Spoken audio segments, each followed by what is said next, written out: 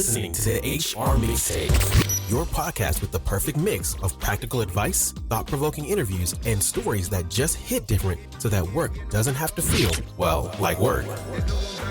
Now, your host, Shari Simpson. Joining me today is Lisa's son, the founder and CEO of Gravitas, a company on a mission to catalyze confidence. Lisa spent 11 years at McKinsey & Company, where she advised leading luxury fashion and beauty brands and retailers in the U.S., Asia, Europe, and Latin America on strategic and operational issues. Lisa, thank you so much for joining me on the podcast today. Thank you for having me. I'm so excited. You know, you are an amazing woman. You have accomplished so much.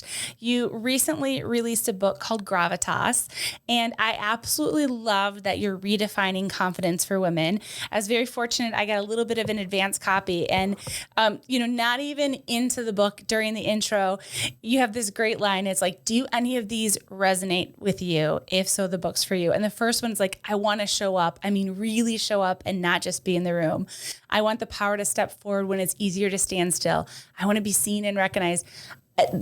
3 lines in totally spoke to me. I was very passionate about learning more about what you're doing and this intersection of fashion and self-insurance influencing, others' personal journey. So I guess let's stop. And I'd love to hear a little bit about your journey and how you got to this place where you're empowering women. Well, I always say our life stories are our leadership stories. So I'll share with you the 3 parts of my life story to date, and maybe that'll give you insight into where I've developed these learnings.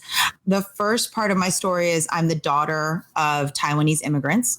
And so when you grow up seeing what it takes to create something from nothing, it's a very powerful way to frame your childhood. My parents came to the US. My mom worked on a hamburger truck. My dad worked on a loading dock, both college educated, ended up owning restaurants. I worked there every summer, Mongolian barbecue, $4.95 at lunch, $12.95 at dinner, all you can eat.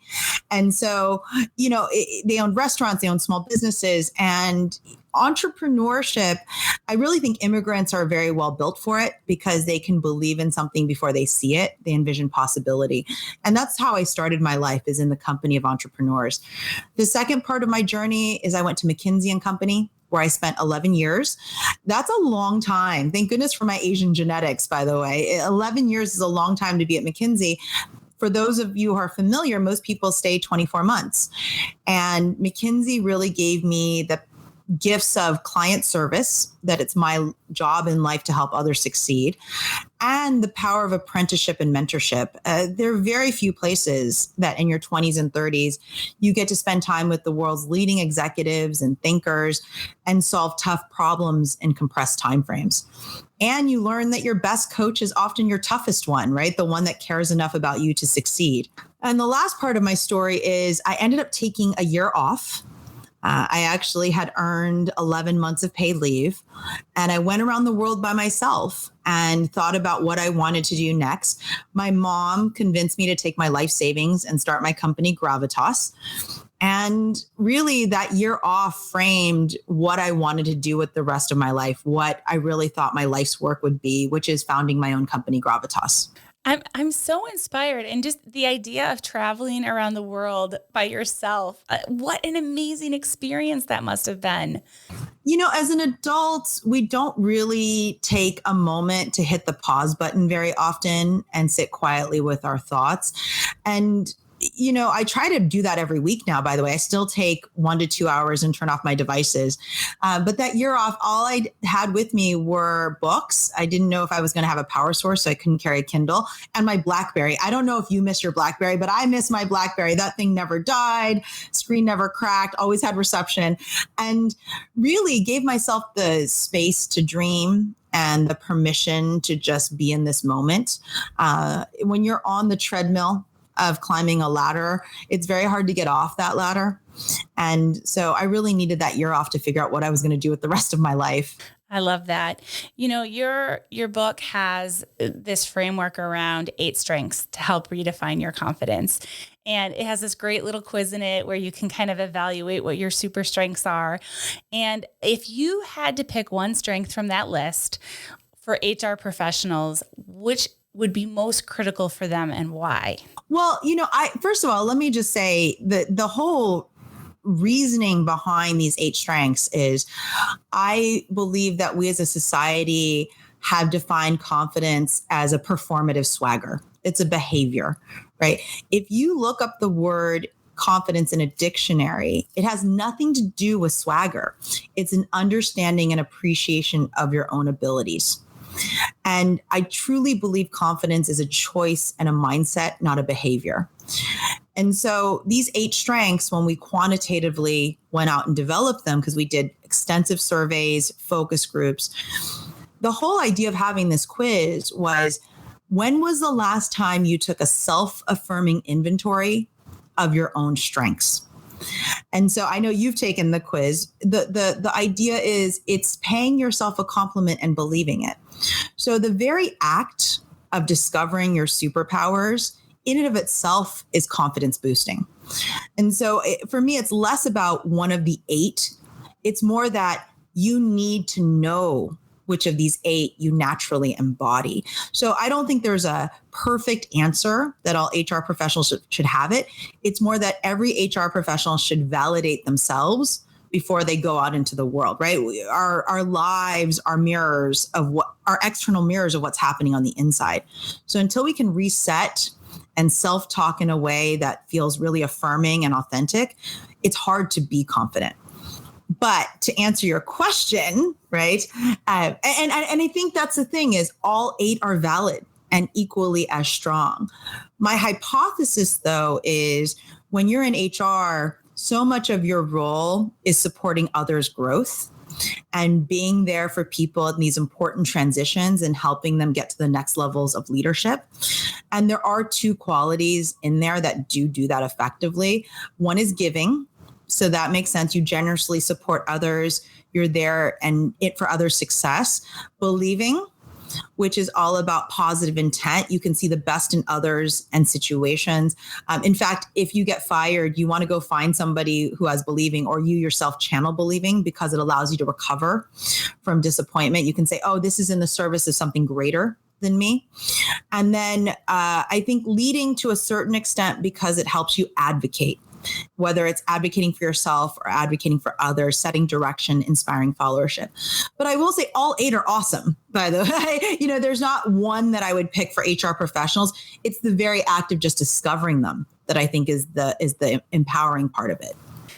I couldn't agree more. Obviously, that's your theory behind the book. And it's so interesting, because we were talking right before we got started, is like, this isn't just another inventory, quote unquote, another assessment, quote unquote. Like, it really is an opportunity for you to think about how you show up and kind of leverage that and be excited about that. Sometimes we just, I talk about the humble brag sometimes, and like, we get stuck in this, like, I can't share my story, I can't whatever, because it's going to look. Stop doing that. Like, we have such amazing things to bring to the table. And I really got a lot out of that with your book. I'm curious, as you went through your research and you did your travel and you've done advising to, companies like luxury fashion brands, and you've worked with these great diverse teams across the globe. Have you noticed any cultural differences in how confidence is perceived and expressed? Yes. And I would say, first of all, I love that you saw this.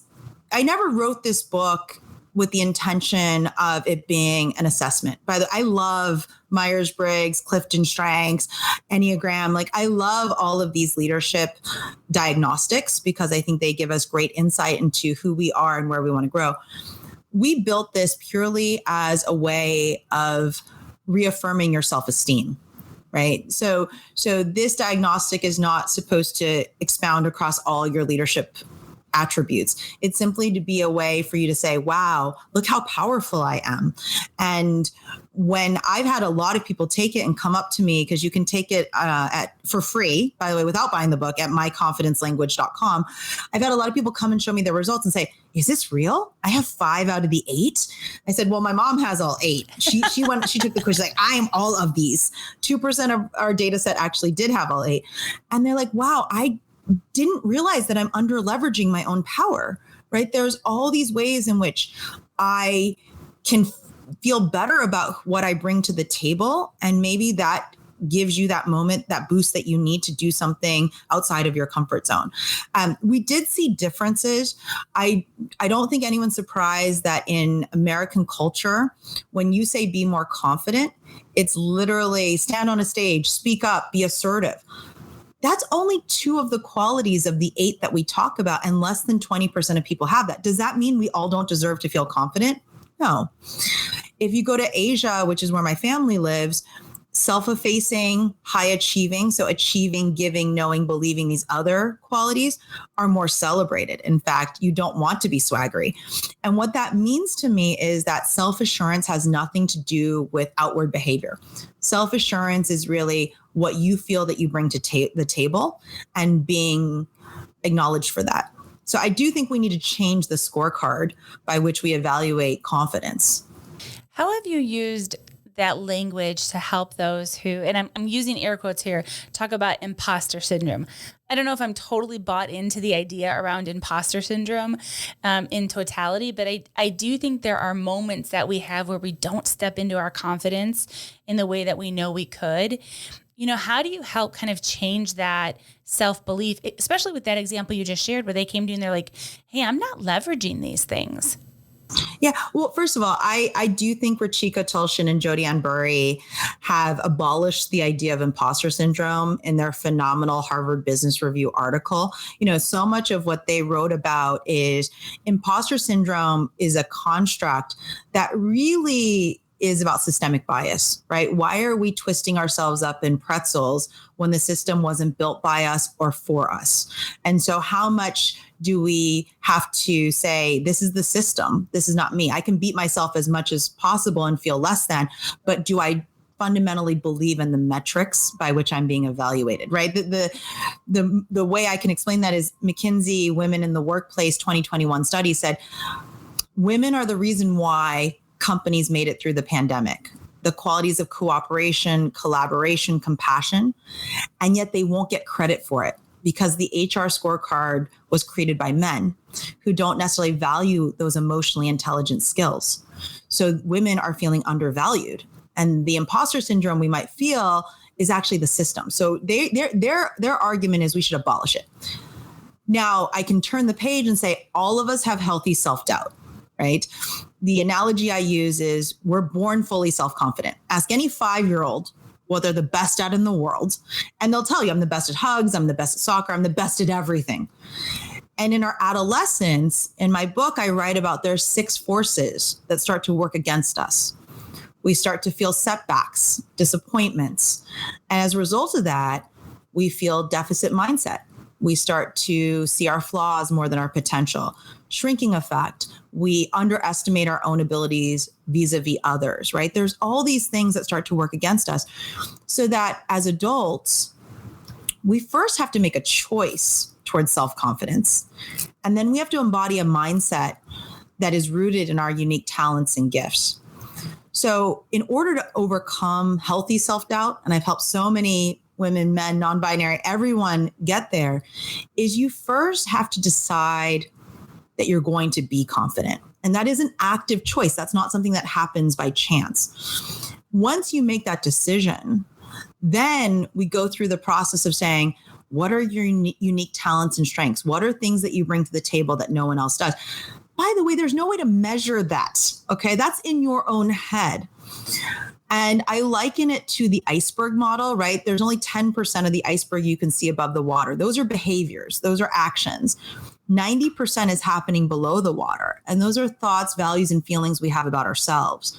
So until we can really work below the water, and that's where, if you notice, 2/3 of my book is below the waterline. It's that 90% around values, thoughts, and feelings. Only 10% above the water. That's the last third of the book around what do we do about this?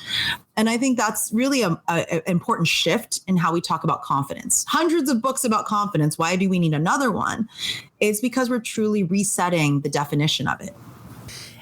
I wrote down, decide to be confident. And the reason I wrote that down is I think we forget sometimes how powerful mantras are and using them in our life to achieve the things we want to achieve. because the more we say something, the more we practice something, the more it becomes a part of our narrative. There's all those people that talk about, like instead of saying, I want to be wealthy, I am wealthy, right? I don't want to fly first class. I do fly first class. I want to speak, like changing that narrative. It's so powerful. And I love that you shared that, as you think about how this applies to HR professionals supporting their employees and showing up more confidently. How does that look? How do they translate that personal growth into maybe an employee program? Well, I'm not a fan of fake it to make it. Right. I'm not a fan of act confident. It's actually be confident. And I think there's so much anxiety when someone tells you, I need you to be more confident. I really think that is an anxiety inducing phrase.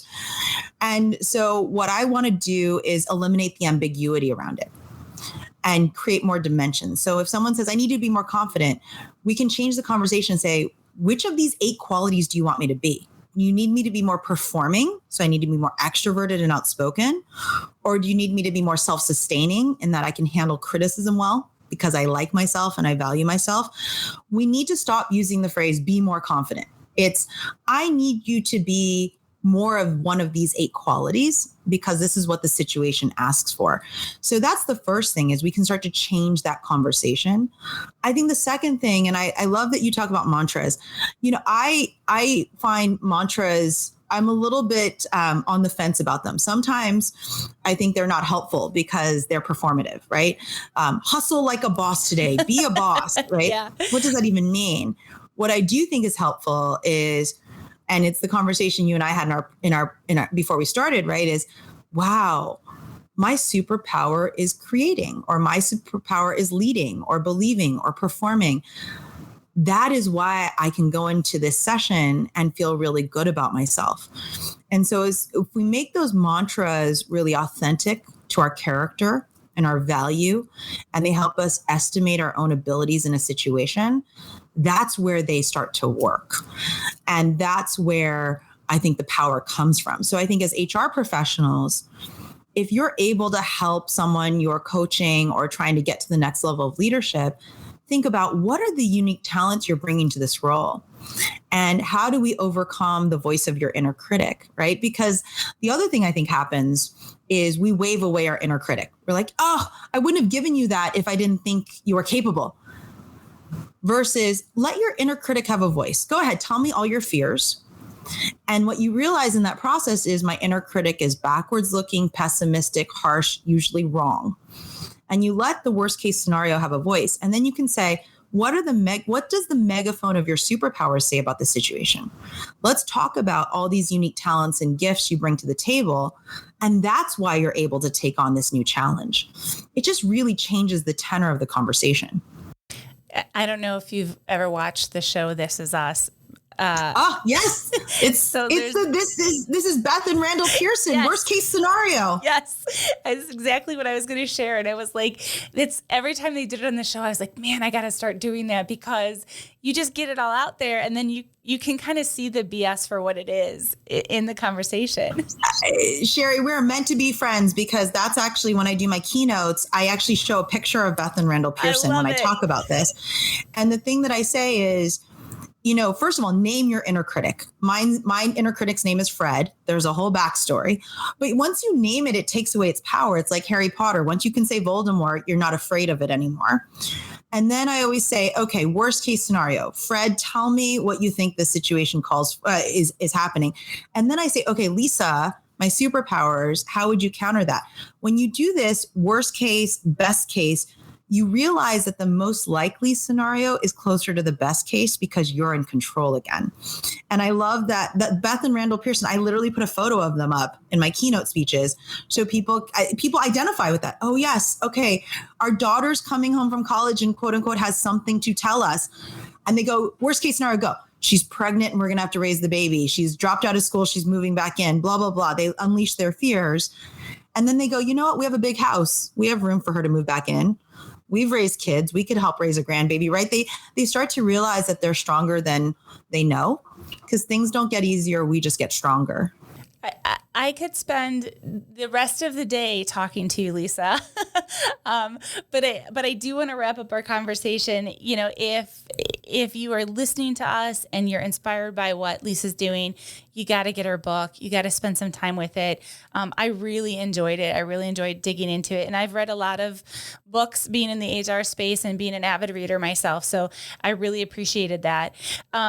I have one last question, though, and it's related to being on the HR mixtape. It's something I'm asking my guests now. What is your favorite music track right now that's giving you inspiration? Well, I actually have created a Spotify playlist for my book. And there, I'm going to just read to you some of the tracks I have because I was thinking about it. The first one is from the Barbie movie soundtrack, which is Make Your Own Kind of Music. And it's a song from Cass Elliot. And I just think the words are really very much about what my book is about, which is how do we truly figure out our own song, and it doesn't have to be the song that society's defined for us. I absolutely love Beyonce, so Alien Superstar is on that list, and Who Says by Selena Gomez. There's literally 20 tracks on this playlist. I'll probably publish it on my social media so that people can listen along as they're reading the book. But those are 3 tracks that have really spoken to me and what this book is about. I love it. And we'll make sure to link to that as soon as you post it so that if you're listening, you can go ahead and subscribe to that playlist. And I do want to say, you know, I do hope people pick up the book. I feel like this book should be self-affirming in a way that I hope it's what I intended for myself. I wanted to give myself this book when I was in my 20s and I was told I didn't have gravitas, in my 30s when I was fired for the first time, in my 40s when I was going to give up during the pandemic, right? This is the book. I think you write the books you most need to read yourself. And so this is the book I want to give to myself. But also we did create myconfidencelanguage.com. So if you don't buy the book, again, I hope you do, but you can take the quiz for free. And I felt very strongly about offering that for free without any gateway, because I want everyone to take a moment during their day and be able to affirm their own inventory of strengths. Love that, Lisa. Thank you so much. I hope you enjoyed today's episode. You can find show notes and links at thehrmixtape.com. Come back often and please subscribe, rate, and review.